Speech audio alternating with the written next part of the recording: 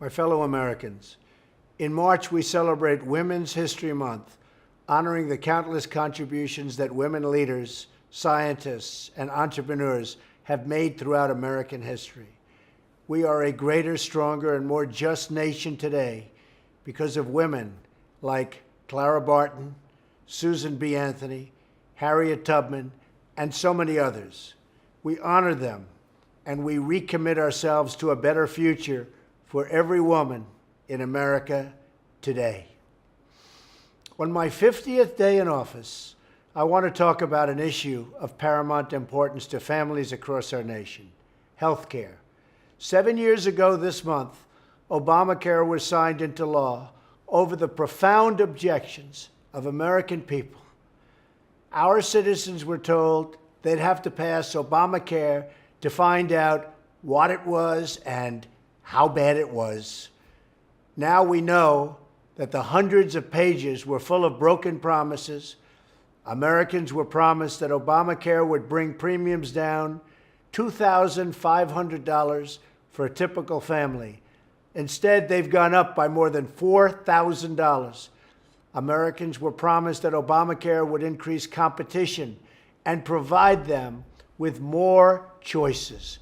Instead, the number of plans to choose from has plummeted, and I mean plummeted. This year, Americans in nearly 1/3 of all counties have only one insurer to choose from on the exchanges, or in effect, no real choice at all. Americans were promised that if they liked their health insurance and their doctors, they could keep them. Instead, millions of Americans lost the insurance and lost the doctor that they liked, and were thrust into a cold new reality of higher costs and less coverage. Through 7 long years of botched rollouts, soaring costs, cancel plans, and bureaucratic mandates, Americans have called out for relief. And relief is what we are determined to give them. I want every American to know that action on Obamacare is an urgent necessity. The law is collapsing around us, and if we do not act to save Americans from this wreckage, it will take our health care system all the way down with it. If we do nothing, millions more innocent Americans will be hurt and badly hurt. That's why we must repeal and replace Obamacare. House Republicans have put forward a plan that gets rid of this terrible law and replaces it with reforms that empower states and consumers. You will have the choice and the freedom to make the decisions that are right for your family.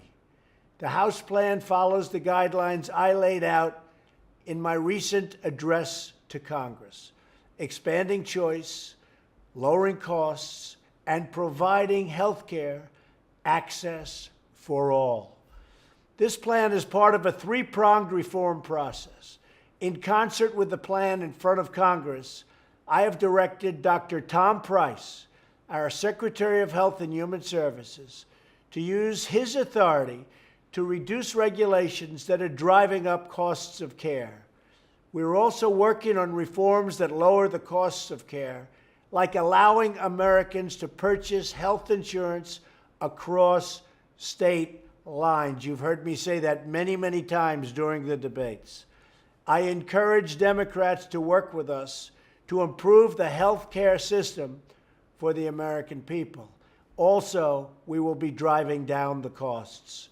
We will deliver relief to American workers, families, and small businesses who right now are being crushed by Obamacare by increasing freedom, choice, and opportunity for the American people. Thank you very much.